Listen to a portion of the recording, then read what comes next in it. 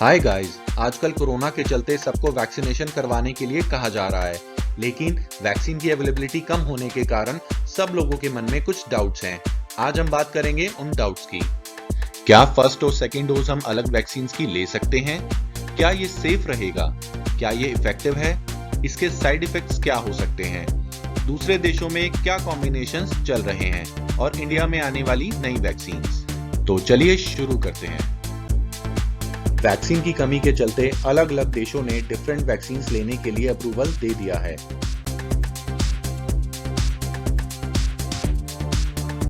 उनके मुताबिक वैक्सीनेशन को होल्ड करना या सेम वैक्सीन की वेट करने की बजाय दूसरी किसी वैक्सीन को लेकर अपने आप को सेव करना चाहिए। चलिए अब देखते हैं दूसरी कंट्रीज क्या कर रही हैं और क्या कॉम्बिनेशंस उनके लिए कारगर साबित हुए हैं। यूरोप में कई देशों में यंग लोगों को एस्ट्राजेनेका वैक्सीन लेने के बाद और कोई mRNA वैक्सीन लेने के लिए एडवाइस किया गया है, जैसे फाइजर।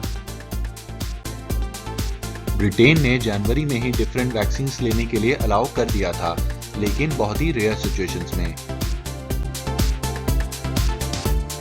ऑक्सफोर्ड यूनिवर्सिटी की पहली फाइंडिंग में यह पता लगा है कि जिन लोगों ने पहले एस्ट्राजेनेका और बाद में फाइजर वैक्सीन ली है, उन लोगों में कम से लेकर मध्यम तक दोनों वैक्सीन के कुछ सामान्य पोस्ट वैक्सीनेशन सिम्टम्स नजर आए हैं। इसका मतलब है साइड इफेक्ट कुछ ज्यादा हो सकते हैं। इसके अलावा यूके में नोवावैक्स को अतिरिक्त डोज के तौर पर ट्राई किया जा रहा है, ताकि इम्यूनिटी को और भी ज्यादा स्ट्रॉन्ग किया जा सके। यूएस ने भी वैक्सीन मिक्स एंड मैच करने की मंजूरी जनवरी में ही दे दी थी। Centres for disease control and prevention US ने फाइजर और मॉडर्ना वैक्सीन को 28 दिन के गैप में लेने की परमिशन दी है, but in exceptional situations. Canada ने हाल ही में एस्ट्राजेनेका, फाइजर और मॉडर्ना को मिक्स करने की परमिशन दे दी है। फिनलैंड ने पिछले महीने सिर्फ उनको वैक्सीन मिक्स करने की परमिशन दी है जो 65 साल से कम उम्र के हैं। फ्रांस ने ये परमिशन 55 साल से कम व्यक्तियों के लिए दी है। पहली डोज एस्ट्राजेनेका लेने के बाद दूसरी डोज कोई भी mRNA वैक्सीन ले सकते हैं। स्पेन ने भी केवल 60 साल से कम की उम्र वालों के लिए परमिशन दी है।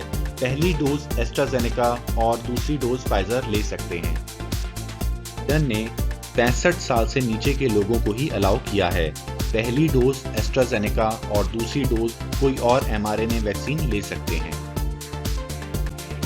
साउथ कोरिया भी मिक्स एंड मैच ट्रायल्स कर रहा है एस्ट्राजेनेका और फाइजर को लेकर।